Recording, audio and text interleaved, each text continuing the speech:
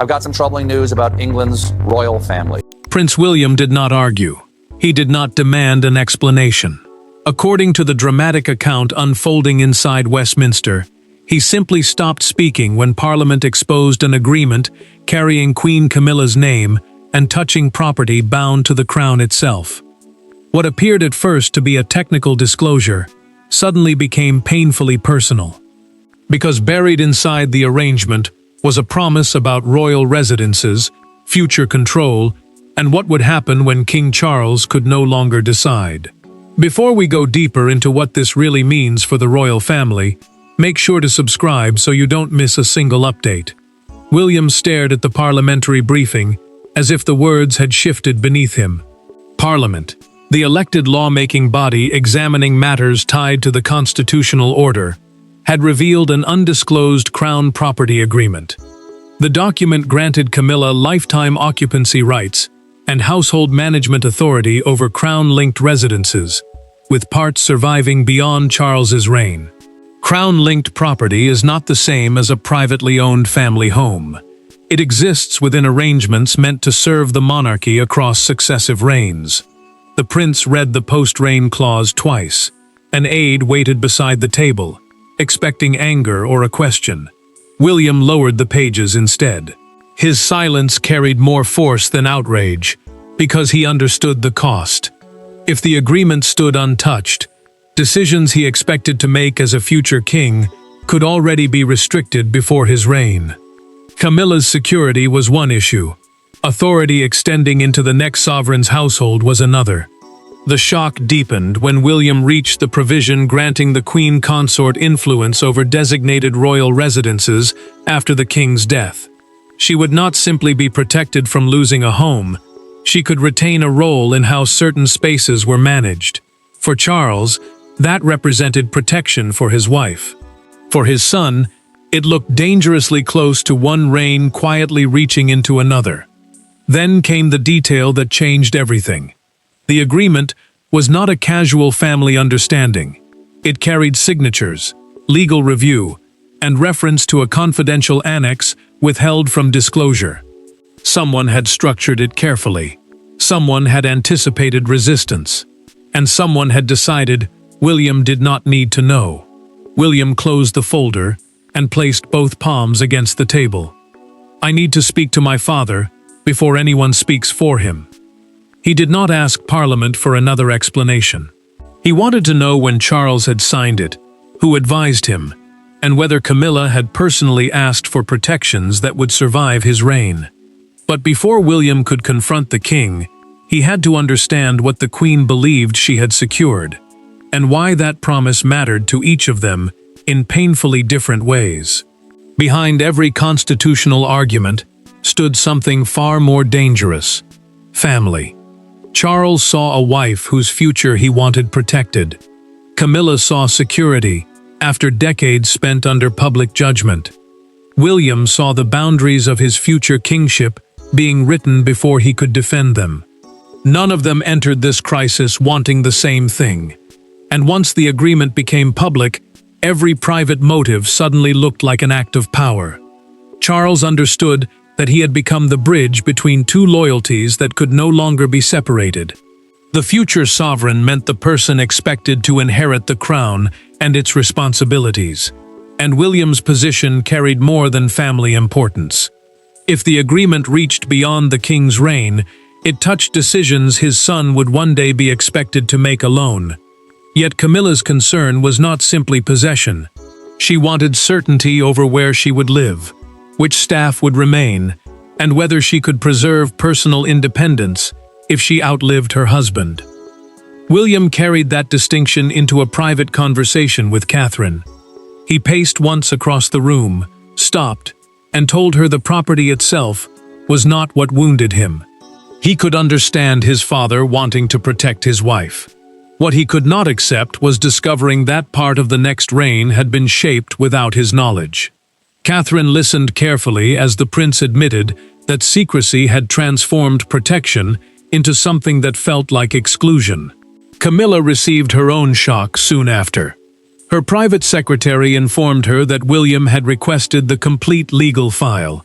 including the confidential annex and internal correspondence. When the secretary left, she remained silent for several moments before asking, "Does he think I was taking something from him?" The Queen Consort's fear was suddenly personal. She had viewed the agreement as protection from uncertainty. Now she wondered whether the future king saw it as an attempt to hold power after Charles was gone. Then the language inside the file sharpened the crisis. One clause separated Camilla's future rights from William's household authority, suggesting that resistance had been anticipated before Parliament ever exposed the arrangement. Another documented account showed that Charles's advisors had discussed informing his son before the agreement was executed. They recommended consultation. It never happened. William read that recommendation twice. Charles had been warned that silence could create exactly this rupture, yet the warning had disappeared into a confidential palace note. The reason for ignoring it pointed backward to one winter meeting, when Camilla's private fear about her future stopped being a family concern and became a formal royal demand. To understand why William now felt betrayed, the story had to return to that night, with lasting consequences. Months before Parliament exposed anything, the crisis had already begun behind a closed door at Sandringham. No cameras, no public announcement, no dramatic family rupture. Just Charles, Camilla, 2 advisors, and one question about what would happen to the Queen if the king died first. What followed seemed almost compassionate in the moment. Yet one request transformed an ordinary discussion about security into the agreement that would eventually leave William feeling deliberately excluded from his own future. Charles entered the succession discussion, determined to settle one fear before it became a future wound. Succession planning meant preparing for what would happen when one sovereign died and another took the throne, including homes, staff, duties, and the position of a surviving consort. For the king, the issue was simple. He did not want Camilla depending on William's goodwill for a residence, household support, or personal independence after his death. Camilla finally said what had been sitting beneath the conversation. She feared becoming a guest in somebody else's reign. The Queen Consort did not accuse William of cruelty, but the thought of asking the future king for permission to remain secure unsettled her. Charles answered immediately. He promised she would have certainty, not charity. One advisor warned that permanent rights over crown-linked residences could later look like limits placed on his son's authority. The king's expression hardened. Protecting his wife, he insisted, was not the same as weakening his heir. Then came the moment everyone would remember. During the Sandringham Succession Review dinner, Camilla asked that her future residence rights be placed in writing, rather than left to family understanding. The review was a private planning meeting about the practical consequences of a future change of monarch. Charles pushed his untouched coffee aside, looked toward an advisor, and said, "Then put it in writing. I will not leave her future uncertain." That sentence changed the course of the dispute. The first legal draft appeared cautious. A documented account of the drafting process showed that it included a clause requiring consultation with William before any arrangement affecting the next reign could take effect. Somewhere during later revisions, that protection vanished. Neither the prince nor Catherine was told the clause had ever existed, and neither was informed before the agreement was finalized. William discovered that missing line and understood why the secrecy cut so deeply. Someone had not merely protected Camilla. Someone had deliberately removed the safeguard meant to involve him. The question was no longer whether Charles wanted security for his wife. It was who erased William from the process. That sentence had protected Camilla in one moment, and created the betrayal William was now ready to confront face to face. When William finally entered the private room, there were no parliamentary clerks, constitutional experts, or palace spokesman between them. Camilla already knew why he had come. The agreement lay on the table separating two people whose relationship had survived years of royal strain. But this time, neither history nor ceremony could soften the argument. William wanted one answer. Camilla wanted him to understand one fear. And Charles stood between them, knowing both might leave feeling betrayed. William had refused every suggestion that lawyers should speak first. He wanted the conversation to remain inside the family, before legal language hardened every position. The succession meant the moment when one monarch dies or leaves the throne, and the next sovereign takes over, including control of crown responsibilities and royal property. The prince accepted that Camilla needed security if she outlived Charles. What he could not accept was an agreement that continued shaping those responsibilities after his own reign began. William turned to Camilla and asked the question directly. Had she asked to be protected from him personally? She did not hesitate. The Queen Consort said she had asked to be protected from uncertainty, not from William. She feared losing control over her home, staff, and independence after Charles was gone. The answer softened nothing. The prince told her that private fear could not justify decisions that reached into authority he would one day be required to exercise. Charles finally intervened. He told his son that a husband should not need permission from his heir to protect his wife. William answered that protection was never the problem. Secrecy was. The king's restraint cracked when the prince said the agreement should never have been executed without consultation. For several seconds, father and son spoke past each other, one defending love, the other defending responsibility.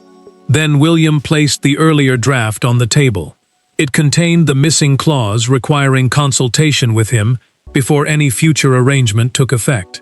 Camilla reached toward the page, but Charles placed his hand over it first. The Queen looked genuinely stunned. A documented copy of the drafting correspondence showed that the clause had once existed, and her reaction suggested she had never seen that version. Charles understood the danger immediately. William possessed material beyond Parliament's public disclosure. Someone inside the original legal process had provided him with the negotiation trail. The argument was no longer about hurt feelings. It was about who had altered the agreement, and why. William delivered the final blow quietly. Parliament was now examining whether the Crown had possessed the legal power to promise some of those future rights at all. The family dispute had crossed a line. The next decision might no longer belong to any of them. For centuries, royal families survived crises by settling them privately. This one could not be contained that way. Parliament's intervention exposed an uncomfortable truth. Wearing the crown does not mean personally owning everything associated with it. Suddenly, Charles's promise to Camilla faced a harder test than William's anger. Lawyers, trustees, and constitutional authorities were examining whether one monarch could create obligations that reached beyond his own reign. Charles received the preliminary legal opinion alone. The opinion explained that crown-linked property, meaning residences and assets governed by constitutional arrangements rather than private ownership, could not always be promised like a personal family estate. That distinction mattered because Camilla's right to security was one question, while control over property serving future sovereigns was another. Parliament's review was now separating those two issues with precision. The king read slowly until one passage stopped him. Legal reviewers believed lifetime residence protection could survive, preserving Camilla's home and personal stability. But clauses granting her continuing influence over household management after succession were vulnerable to cancellation. Charles removed his glasses, set them beside the folder, and drew one line beneath the phrase, "limiting post-succession authority." Then he closed the opinion without finishing the final page. The promise he had made as a husband was being divided by law. William felt no victory in that conclusion. The prince wanted the future crown protected, but he did not want Camilla publicly humiliated or his father portrayed as careless with constitutional limits. He told an advisor that restoring authority to the next sovereign should not become an attack on the Queen Consort. His anger had always been directed at the reach of the agreement and the secrecy surrounding it, not at the idea that she deserved a secure home. Then the investigation uncovered something more dangerous. A documented review of the negotiation trail showed that the most controversial provisions had entered through a late legal amendment submitted after the main family discussion. The earlier framework focused on residence and personal protection. The later version expanded into continuing management influence.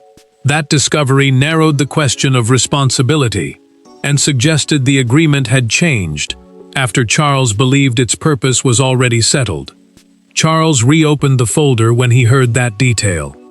William requested the amendment record immediately. Neither man yet knew who had pushed the language further, but both understood what it meant. The crisis might have grown beyond the intention that began it. Before anyone could quietly rewrite the arrangement, parliamentary officials prepared to state which clauses had to fall. Camilla would hear the result before William could reach her. The constitutional answer was becoming clearer, but the human cost was about to arrive first. The first real casualty of the agreement was not a residence, it was certainty. Camilla had entered the arrangement, believing it guaranteed that whatever happened to Charles, no future reign could leave her dependent or displaced. Now she was being told that part of that promise had reached too far. For William, the ruling restored a boundary. For Charles, it dismantled something he had personally promised. For Camilla, it reopened the exact fear the agreement had been created to bury. Camilla received the parliamentary summary while the king was elsewhere. Parliamentary Council, the legal advisors who examine whether official arrangements fit constitutional rules, had reached a difficult conclusion. Her lifetime right to remain in a protected residence could survive. The provisions allowing her to influence the future designation and management of crown-linked homes could not. Palace officials were already preparing a replacement framework that preserved her personal security while returning full authority to whoever wore the crown next. The Queen read the summary without interrupting her secretary. Then she folded it once, placed it beside her untouched tea, and asked whether William already knew. When the answer came, she looked down for several seconds. "Leave me for a moment," she said quietly. The loss was not simply legal. She had believed the agreement removed the possibility of ever needing permission from the prince after Charles was gone. Now that certainty had been cut apart. Charles learned how she received the news and reacted with anger. He had wanted to explain the decision himself, not have his wife hear it through a formal summary. The king's frustration turned toward Parliament, then toward the advisors who had allowed the timing to slip beyond his control. Yet beneath that anger was something heavier. A promise he had made to Camilla in private was being rewritten by forces he could no longer command. Then one detail changed her understanding. A documented instruction from William's advisors showed that he had specifically refused to challenge Camilla's lifetime residence protection. The prince had drawn a clear line. Her home and personal security were not to be threatened. His objection concerned only authority that would continue after succession. Camilla read that instruction twice. For the first time, William's anger looked different. He was not trying to erase her place in royal life. He was trying to stop one reign from controlling the next. That realization weakened something inside the conflict. Charles still felt wounded. William still felt betrayed. But the Queen now understood that the future king had protected the very security she feared losing. For the first time since the crisis began, Camilla and William were ready to meet without Charles, lawyers, or aides between them. There was no audience when William and Camilla met again. No king sitting between them. No constitutional language waiting to be interpreted. The argument that had shaken the palace had finally been reduced to two people and one painful misunderstanding. Camilla believed William feared her influence. William believed she had helped reach into his future reign. Both entered expecting another defense. Instead, one sentence changed the emotional direction of the entire crisis. William had requested the meeting after learning how personally Camilla had taken the parliamentary ruling. He brought no folders, no marked drafts. no legal correspondence. The reigning sovereign means the monarch who actually holds the crown at that moment, and that distinction sat at the heart of everything. The prince wanted her secure, but he also wanted every future sovereign to inherit full authority, rather than obligations negotiated before taking the throne. Camilla spoke first. She admitted that her deepest fear was not losing status. It was becoming powerless after Charles died, dependent on someone else to decide where she lived and how much independence remained. The Queen Consort said the written guarantee had been meant to spare her from ever having to ask William for permission to feel secure. Then she asked the question she had been carrying since the ruling arrived. "You would not make me leave," William answered without hesitation. "No." The prince told her he had never intended to take away her home. His anger came from discovering that authority belonging to his future reign had been shaped before he inherited responsibility for it. Camilla listened as he separated her personal security from institutional control, and for the first time, the argument stopped sounding like a fight over loyalty. Then William revealed what he had already done. Through a documented instruction sent to his advisors, he had approved the replacement framework, preserving Camilla's lifetime residence rights, provided every management power over crown property returned to the reigning monarch after succession. The future king had protected the part of the agreement she needed most, while rejecting the part he believed went too far. Camilla accepted the distinction.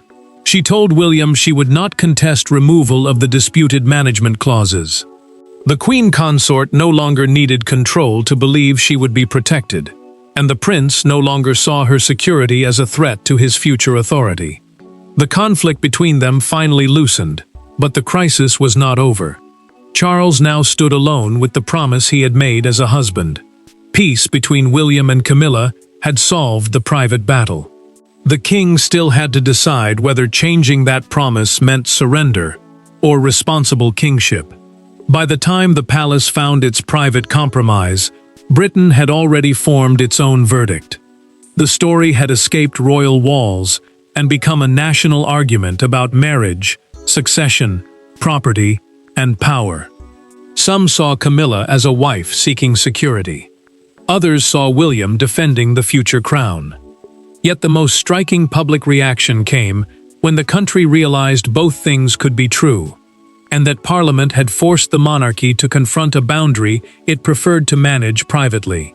Charles knew the palace statement had to sound like settlement, not surrender. It confirmed that Camilla would keep defined personal residence protections, while every disputed power extending beyond his reign would be withdrawn. A constitutional review is an official examination of whether an arrangement fits the rules governing public institutions, and palace officials feared that language of victory could turn a legal correction into a family humiliation. The statement therefore stressed continuity between father and son. The king watched the coverage with growing discomfort.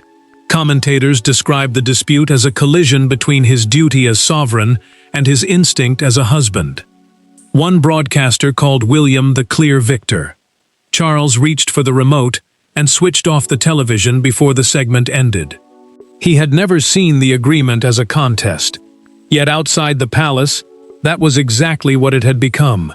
William refused the same framing. An aide told him that several outlets were praising the revised terms as proof that the future king had forced the institution back into line. The prince answered that there should be no winner in a dispute involving his father's future widow. Camilla, he insisted, was keeping her home. The crown was keeping its future authority. Anything beyond that would only deepen damage already done. Then one image captured the public mood. The fictional morning edition of the Chronicle appeared beneath the headline, "The crown cannot be promised away," with Charles, Camilla, and William placed together across the front page. Copies were held outside Buckingham Palace, while broadcasters debated whether the settlement represented discipline, compassion, or both. The crowd beyond the gates reflected that division.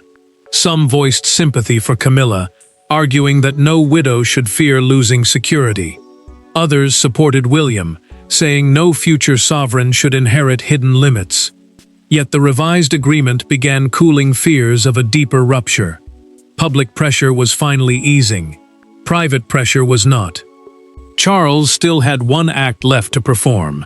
The argument had begun with a hidden signature, and it could only truly end when the king put his name to something new. In the end, there was no dramatic expulsion, no broken marriage, and no victorious prince standing over a defeated queen. There was something harder: compromise.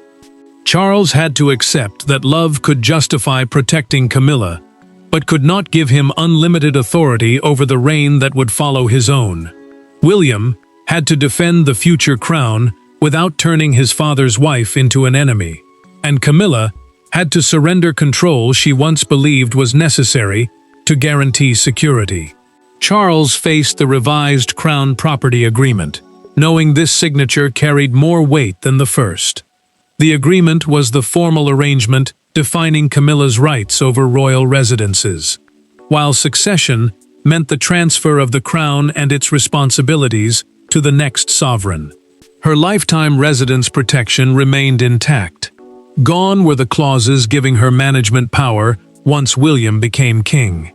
From then onward, crown-linked property would return fully to the reigning sovereign. The king looked toward William before touching the pen. He admitted that fear had driven his original decision. Charles had imagined a future in which Camilla survived him and depended on arrangements that could be changed without warning. Protecting her had felt like duty as much as love. The prince answered carefully. Protecting her was never the mistake. Excluding the next reign from decisions governing its own responsibilities was. Camilla listened, then made her own choice. The queen consort added a written acknowledgement, accepting the revised limits, and giving up any claim to continuing institutional control after succession. William answered with one promise. Her home would remain protected, regardless of personal disagreement. She had wanted certainty. He gave her that certainty without surrendering the authority of the future crown. Charles signed first. Camilla signed second. William did not sign because the arrangement was not his to authorize. The king placed the pen down, looked toward his son, and said quietly, "Now it belongs to your future when the time comes." William's frozen reaction had never been about houses or estates. It came from discovering that his responsibility had been decided in silence. Charles acted from devotion. Camilla acted from insecurity. William acted from duty. Parliament forced those motives into conflict and drew a boundary between love and power. Nobody received everything they wanted, but everyone kept what mattered most. Camilla kept her security. Charles kept faith with his wife. William recovered the independence of the crown. The monarchy emerged with principle. A sovereign may protect the people he loves, but he cannot privately bind the crown that comes after him. Thanks for watching. Please don't forget to like and subscribe, and we will see you in next one.